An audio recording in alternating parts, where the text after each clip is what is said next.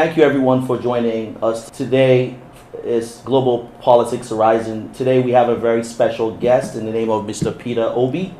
Many of you are very familiar with him, and we're very happy to have him back here again. We had him here before the elections, and we are very excited to have Mr. Obi back. So we're going to dive right into it immediately. And Chioma, can you go ahead with the first question? Absolutely. Mr. Obi, you've proposed the unbundling of INEC, which is the Independent National Electoral Commission, in order to improve its effectiveness. Could you outline specific areas within INEC that you would like to restructure, and how would that restructuring contribute to an increased or enhanced effectiveness of the electoral process? Well, let me start by thanking you. Well, as it is now, I'm just in Washington or Maryland, as the case may be, for a thank you tour. I wasn't even expecting an interview, but being that I found myself in it, I have no alternative than to provide answers to your question. And thank you for the opportunity. For me, when I talked about the unbundling of INEC, specifically because there's specific areas. First is that the national body, as it is today, independent body, is supposed to be, it is not entirely independent. It's today, you can call it an agency of the federal government, which it is what it is, but it requires to be totally independent in terms of its appointment of personnel and those that man it. Supposed to be independent in terms of clear laws, supposed to be independent in stating how to conduct election. And for me, when I talk about unbundling, INEC at the national level, independent electoral commission national level, should conduct national election. At the state level, we should have a similar thing that conducts the state level elections. You don't have a national body in America that conducts the election for the various states. Do you have it? No. Thank you.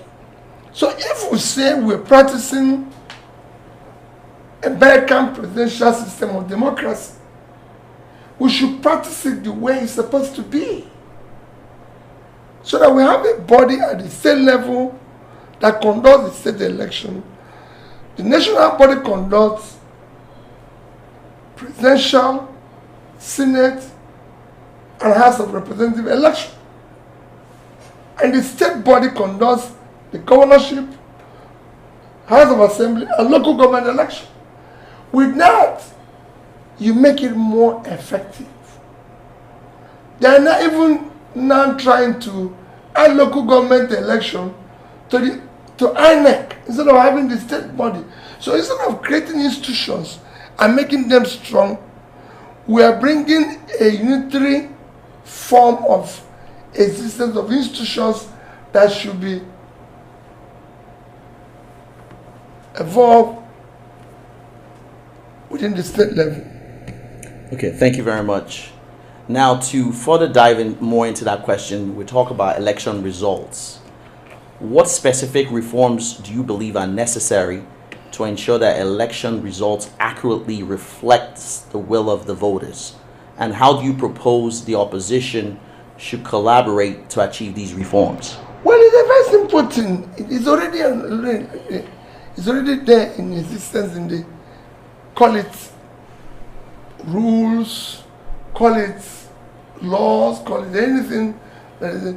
When INEC was, even the chairman was going around the world preaching that everything will be real time, if I use his word, So, this is not record science. It's happening globally. We're a giant of Africa. It's happening in other smaller countries in Africa where election results reflect the will of the people. And I don't think we need to do more than just having people who are determined to do the right thing. Fantastic. Thank you for that.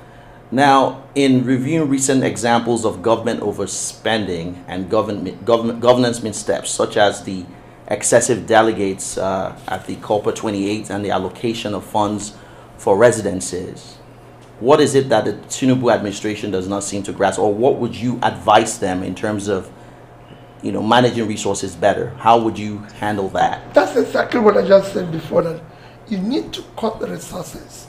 You need to cut waste and be able to channel it to critical areas of development.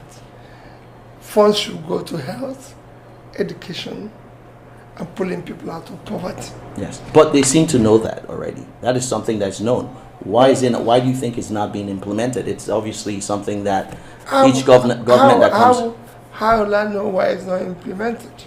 That's why I'm there saying we're on the wrong track. We're on the wrong track. We should be going this way, not this way. Building on that, let's talk about, you've been very vocal, we need to put more investment in education, in healthcare, and infrastructure, and there's just so much to do. How do you plan to mobilize resources? What would you tackle first? What's your priorities there? You see, people talk about mobilizing resources, mobilizing. First is that you have to efficiently manage what is there, which is not happening now. When he was talking about resources being diverted to renovations, Right. building new offices, buying vehicles, doing this.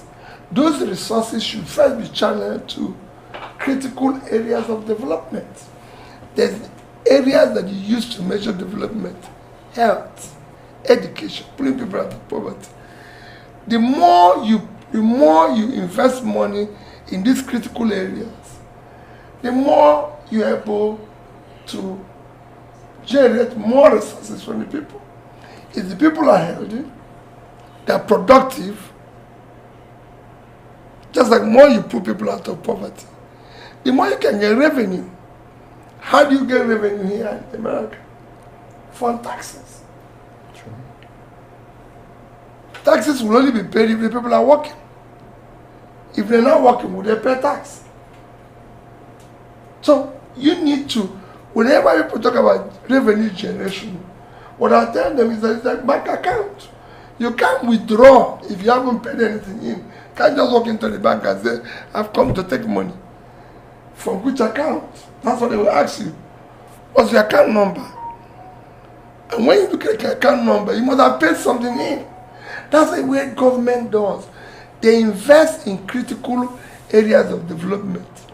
It's been proven that the more a society is, the more educated, the more developed. Same thing, if they're healthy, they're productive, people are working, you earn more revenue.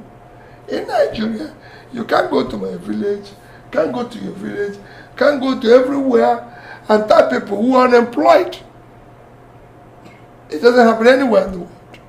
So it is same thing. And this is something that has been done all over globally. So it is not that difficult to do it. So in all that you said, where do you start? Is it job creation? Is it education? Or simultaneously. You can't start in one. Okay. You just mobilize the resources and put in the three of them. And like you said, I have an opportunity to serve at the subnational level. We're investing in health, we're investing in education, we're investing in pulling people out of poverty by creating rural roads and everything. We're not busy building mansions. We shut down our last lodge, Governor's Lodge in Abuja, shut down cost of governance, shut down in order to mobilize the resources to critical areas of development. Great. Mr. Obi, critics have accused you of not building schools during your tenure as governor of Anambra State. Can you elaborate on the initiatives that you implemented to improve the educational systems in Anambra during your tenure? And why do you think there's this misconception that's obviously being floated around? I actually built a lot of, they said building schools. I don't know whether building schools or building infrastructures in school. I don't know what they actually want. If you look at what I've done, I've actually built a lot of schools. But I don't need to answer that. If they read my manifesto, before I became governor, Anambra State was very low in education. In fact, schools were closed for 2 years. People did not go to school. We were low in rating. And while I was there, when I came, if you read my manifesto, what I told you now was areas where I said I'm going to deal with. And we moved from 20-something in number to number 1. Go and get, even today, go and get even cutoff point. Anambra is the highest. We're number 1 till today. You know, maybe what were the specific, what reforms that you implemented to achieve that you think that can? I don't know. I wish any of you are from Anambra State. I wish you are. So you call your town and I'll tell you what I did in your town in education. All the schools, we have about 500 secondary schools. Let me start with secondary schools. Okay. All the 500 secondary schools had what I can call computerized. We had buses. We had support in terms of teachers. We had generators to make sure they have lights. Those who needed boreholes, we give them boreholes. There's nothing, I don't know how we will start to tell you. I visited all of them at least twice, physically. Look at the infrastructures. Look at what is happening with them. Ensure that they have things that is required for learning. And that's, I can go on and on. No school, as at the time, maybe it's happening now, no state, I can say categorically in Nigeria, where you were able to equip the schools the way we did. No state. No state will you say the schools had brand new buses too. No school will you say all the secondary schools had generator. No place, when we bought our computers, desktop, everything from HP, which is still there, as at the time, they said no government in Africa have bought this quantity from them.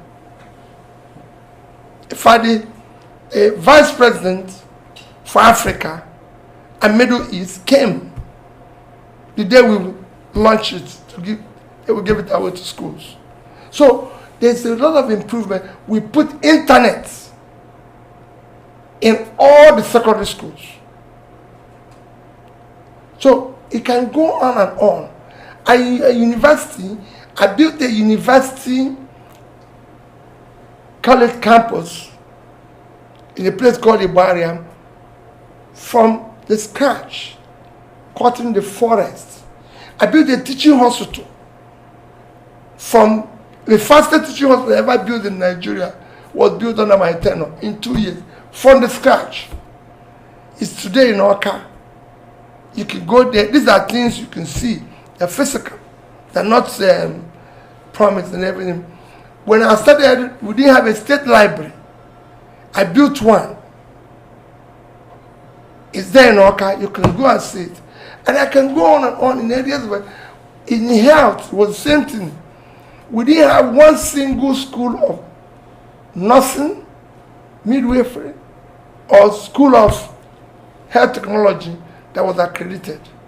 Today, we have over a dozen. They were all supported, accredited while I'm there. So you can go and, these are things that are, I'm telling you the things that are verifiable. You can go and see it. So when somebody comes and says, oh, you didn't build a secondary school. Why do I have to build a secondary school when secondary school all over the place that were in bad shape and depleted, and I go and build a new one. That is the problem of Africa. That is the problem because there's corruption. Because people want to start their own. If you want, there's so many existing ones. Anambra is not a place where you go and say, oh, there's no secondary school. There are secondary schools all over the place. But they were in bad shape. Their structures, everything have collapsed. Things were not working. There's nothing. So I needed to rebuild them. And I rebuilt them. And if you go there, you see buildings that were all built. If you collect them together, I would have killed about hundreds of secondary schools. But I didn't need to. It's a state I know every community. I visited every community. I didn't say I visited every single community in Anambra State as governor at least twice while I was there. So I know what every community needed, and I provided it. They have secondary schools, visited the secondary school, saw it, saw what they were there, and tried to do something. So I don't need to build a new one. Fantastic. Even at that, there's some new ones that were set up while I was there. And I supported it, and I can show, and I can say, we did this in education. And to prove it, we became number one. If you go to the secondary schools today, they still tell you, Mr. Obi did this, Mr. Obi did this. And since I left over 10 years ago, it is still the same generator that I gave them that they have. It's still the same vehicles that I gave them. It's still the same. So, what else will I do? I just want to also just, just hop back on what you talked about what you've done in the past. Recently, you've been making a lot of inroads, talking about boreholes, about having them in multiple parts of the country. Where do you expect to find the funding for that, and why boreholes? Well, boreholes is not what it should be by this time and age. We should be talking about potable water and everything. Yes. But as a temporary measure, you need to do something. And that temporary measure is borehole. Why? Because to do the other one takes time. The people can't wait for a long time. So whenever they talk about development, there's short term, medium term, long term. Short term is borehole. Then you can put small scheme, and then you go to large scheme, like it is here. So I'm talking about what can serve immediately. When you see people, when you go around the country and see people drinking, I don't know how to describe it, what you can imagine. Some people don't even have a toilet. It's almost impossible. So you need to help them with borehole. And I've said I did what I call borehole challenge. I didn't say I'm going to do it. I did what I call education challenge. When I talked about these two things, and I need to describe it so you will understand. In Nigeria, when I found out during my tour that you need to give people water, because it's critical, and borehole is a short-term solution, and it cost me about 5 million naira to set up one.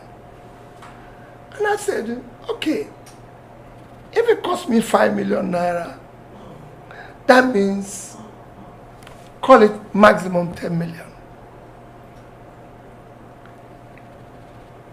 If Nigeria as it is today, go and look at our inequality, it's one of the worst in the world. I believe that 1% of Nigeria population control about over 70% of the national wealth, which shouldn't be. And I said 0.1 to 1%. I used 200 million. So I said 2 million people. I use 0.1%. I said, this 0.1% is 200,000. Yes.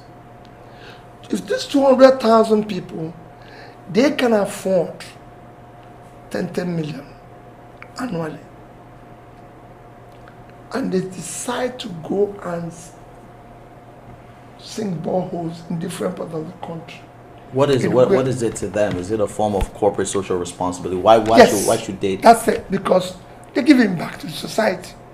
Because I believe we all live there. It's more tax write-off or something. Because obviously, why would I want to do that? Whatever you call it, people do that every year. Yeah, they do that here. Obviously. People do it all over the world. Yeah. So we should do it as well. So they can go and find anywhere they can and put a borehole. Okay. Same is what I said about education. We have about 20 million out of school children. They are mostly in the north. We talk about the school children today. The least state is Anambra State. Okay. Just about the school children. Yes. And let me even tell you further. People are talking about schools in Anambra State. When I became governor, the problem in Anambra State is male drop out of schools. Why? Go and check. The boys will know they're going to market to trade. They were all going to market to trade. It was one of the things that I reversed. Because I came from trading, because I was a trader, I was able to go around preaching to people and saying, I came from here and I'm educated. So your children must go back to school. We want educated traders. Can you emphasize on the north? So I'm just saying, yeah. So it's more in the north. The Almajiri kids. Almajiri kids. I spent time in the north with these people, these young kids, learning Quran. And I could see in them doctors, lawyers, engineers, top scientists.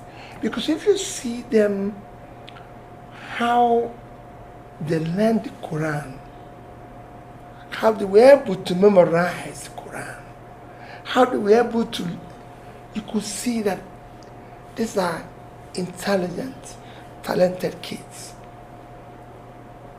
But they're not in a formal school. So my take is that since these kids can't go to formal school, we should take school to them. Where they're learning Quran, we should introduce English teacher, science teacher, mathematics teacher. All those basic things should be there. And we did study it by looking at 3 of them. The cost implication. Yes. Even those who were teaching the Quran were not being paid. In the 2 places I went, the top place they were paid. And they just paid about 10,000–15,000 naira. So I put a cost of employing about 6 to 8 teachers, which includes the Quran, the one that teaches Quran, English, this, at the cost of 50,000 naira each. Since they're not even being paid at all. And I put other costs of running the facility I visited. One had about 55 people, the other one had about 60 people, one had about 58 people there. So when I put the cost, it came to about 6 million naira. I rounded it off to 10 million again. And I said, if these 200 people that I'm targeting can again decide 2 million. No, not 2 million. I'm not targeting 2 million. I said I'm targeting 0.1%. Okay.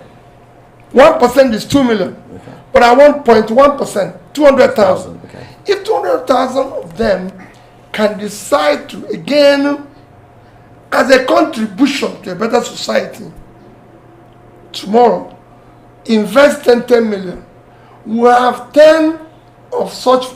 We have 200 of such facilities, 200,000 of such facilities.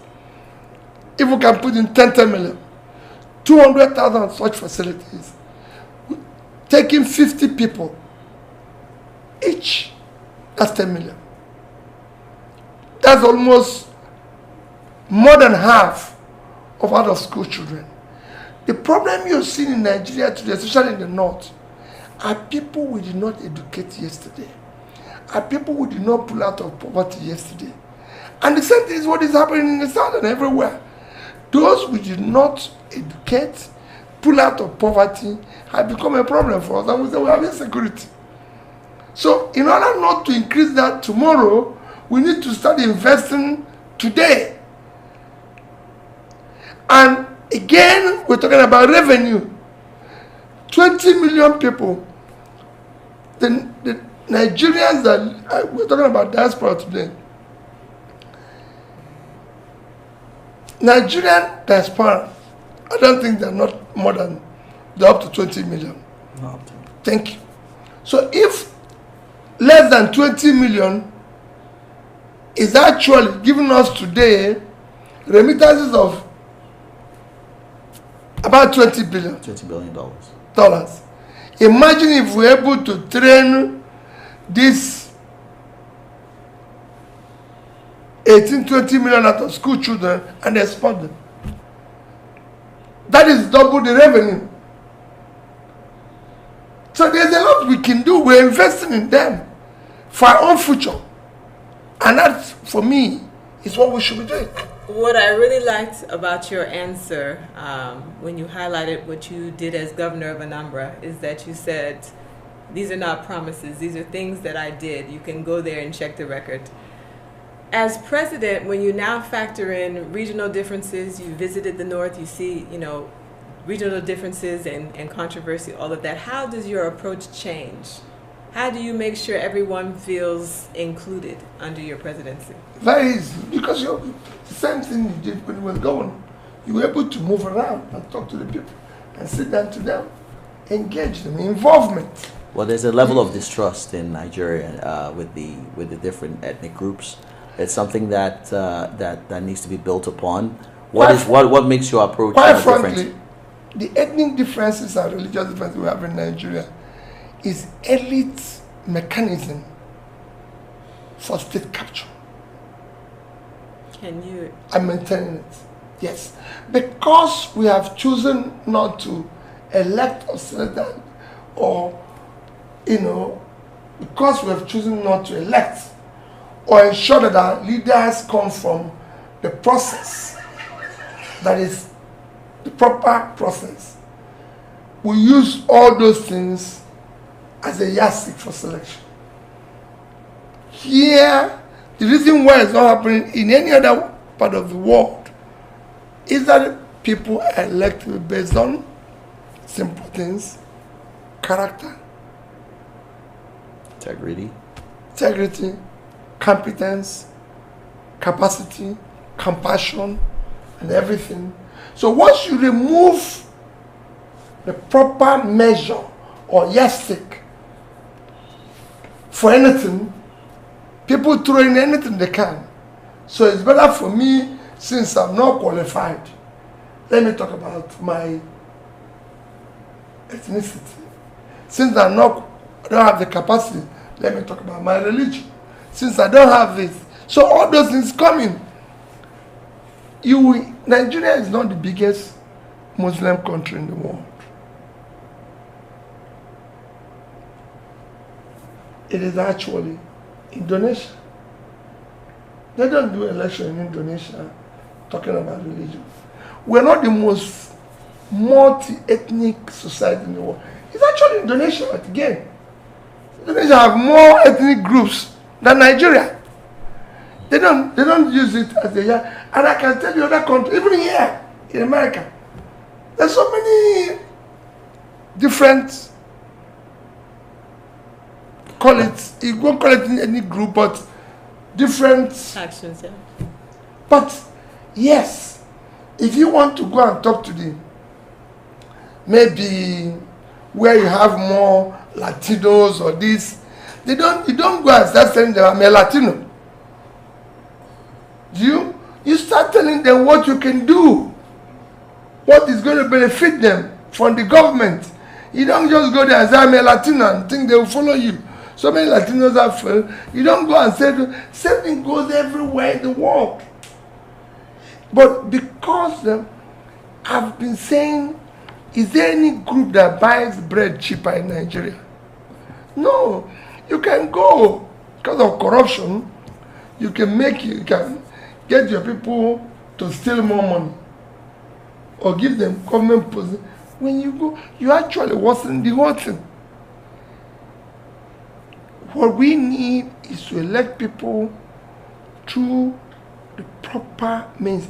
I've always said the process through which people come into office is far more fundamental than what they do in office. So we need to elect people who are competent, who have the capacity, who have the character, verifiable integrity. It's not just preaching you have, oh, I can do this, I can do this, I can do this. No. Where and where have you passed? So we can know that this, I can say I've been a chairman, a director and chairman of a bank. When there's a lot happening in that industry that people could be accused. I've been a governor. I've managed public resources, and at the end, I was able to say I saved $150 million. It's no other person in Nigeria today can claim that. Left at something billion naira, and everybody knows nobody can leave what you can steal, especially when you have the authority to steal it without being questioned. So let people tell me where they've passed through. I've passed through here and I was able to do this. We measure it. That's what people measure here. I've been to schools. Nobody has said, oh, while he was in school, he cheated in his exam, he has stolen, he did this. These are things you record and look at everything. Competence obviously is something that's I think that's extremely important. We see it in the West based on your antecedents or where you've worked. Within the Nigerian system and in terms of political parties, it's not been reflected where people where that's the most important thing. Things like how an individual, how long they've been in the party and they've been working with a specific party within the system reflects having in terms of godfatherism and those type of things. Yes, the ideal based on what you said, competence is obviously based on what you've done, is something that should matter. But in a system like Nigeria where it's not something that is the most important thing in many cases, I obviously years ago had advocated in terms of an article that I feel that the president of Nigeria should be someone that has run a bank. Maybe because I came from a Wall Street background. The reason why is a bank ATM works in Sambisa Forest, or a bank ATM works in Kebbi State, works in Anambra State, works in Lagos State. So the fact that you can get technology to work, you understand the people you hire in these specific states, you are able to work with people and you're able to get things to work. There's a level of competence that's there. My question to you is that why is competence, I mean obviously it might be a cliche question, why is competence not something that is obviously very important to parties, political parties in Nigeria? Because if it was, then you would have the best and the brightest minds running for office and then you would not have this issue. Well, let me even correct something. I won't say it should be somewhere who have worked in banks. No, that is my position. That's position. Okay, yeah. Which I'll challenge. We have had some criminals in the banks. No. So I would say we need people from the banks. We need people of integrity. Managing public wealth, it requires a high level of integrity. Okay. It requires a high level of contentedness. Because like I said, it's difficult for you to keep what you can take. I've been through it. I've been in the bank myself. So I know what it is when you're a bank chairman and you can do anything with the bank. Resources can even lend it to yourself, do lots of things and everything. But you said, no, this cannot happen. So I know what it is. But it is important for us to look at where we are and look at what is lacking. The only problem Africa, Nigeria in particular today have, it is not the air, like Chinua said. It is not the weather. It is not the environment.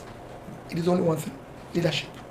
It is not having quality leadership that can rise to the job. Since that is the only problem, that is what we should focus on to get it right. And I think it is for everybody. That is why we should disemphasize other areas, issues of religion, issues of this, because like I said before, no religion buys bread cheaper globally. no tribe buys bread cheaper. No. What makes a system work is competent leadership, that's integrity, because they will not know how to galvanize resources, invest it properly for the people. So I'd just like to get into a few other things. Mr. Obi, how do you address the accusations made by the Minister Dave Umahi regarding your alleged incitement of the people of the Southeast against the federal government? Well, there's no comment there because there's no evidence to such things. So you don't, how? If you have anything to prove that, anything to do that, I don't need to incite anybody against. What am I inciting? There's no difference between the people in the Southeast and the people in the Southwest. Is there a difference? No, there's not. There's a difference. So why am I inciting them? He's saying that the Lagos Calabar, obviously the project that's being worked on, that your statements on that project are. My statement on it is one statement that is a because I'm the one who made it. I won't use the word exemplary. All that I said is what I did even as a governor. There's so many existing routes that are in disrepair. So many that require the construction.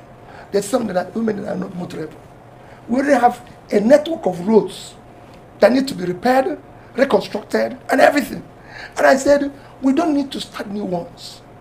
When Biden came here, he did something, he said he's going to improve the infrastructure. Did he say he's going to start new ones? No infrastructure plan here. You're right. He said he's going to, that American infrastructure is decaying. He needs to improve it. He didn't say they're going to start new ones. We think that they open new ones through the seas and everything. It's so that the existing one, this is something that we have been glad. I remember telling somebody in America, I wish they can give us this one they want to repair. So we can take it and put it in a place so they can have repair new ones because, that's what we need.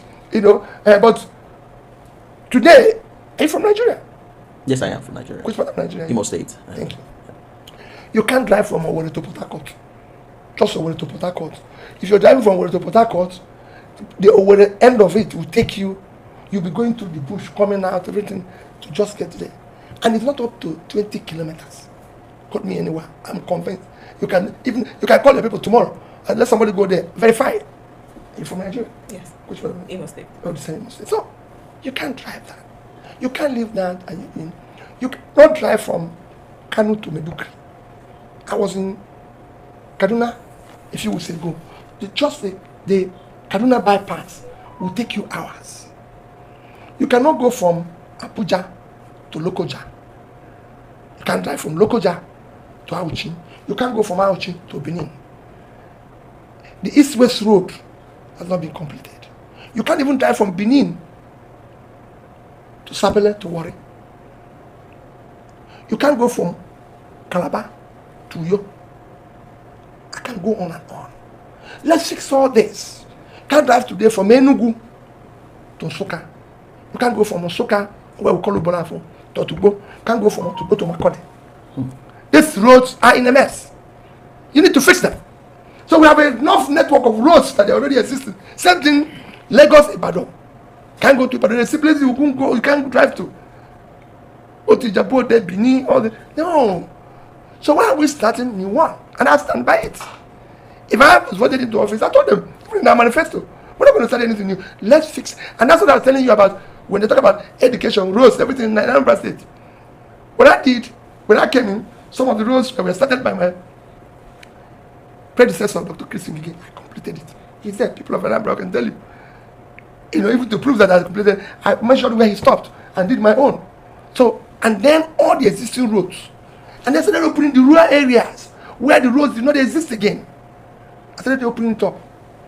Built a maintenance agency to maintain them, because one of the problems we have in Nigeria is people think you can construct a road and it stays forever. No, in this country, you will see them every 5 years. They are laying a road that you won't see. It's not everywhere in the world. In Nigeria, you build a road, people will say, oh, the road Peter Obi built has failed. I left government 10 years ago. The road is not forever. This building, this hotel, every 4 or 5 years, they refurbish everything. Otherwise, the hotel will fall, it will collapse. But it should be, obviously, there should be some revenue being generated by the roads to be able to maintain it. The federal government can't, obviously, be able to take care of every single road, so maybe tolls are some things that... Nigeria have not said they will not pay tolls. When the toll gates were there, they were paying. If you do a good road in Nigeria today, Nigerians will pay toll. It is government. They can do it. They can do it based on the toll system, partnering strategically with those that can build the roads and collect the toll. But they won't do it because of obvious things. Which are? Corruption. Well, that's it for us. Thank you, everyone, for joining us. We appreciate having Mr. Obi here. Despite his very busy schedule, he took the time out to come in and talk to us. We're very excited to hear his perspective and look forward to continuing the conversation. Thank you. Thank you very much, sir.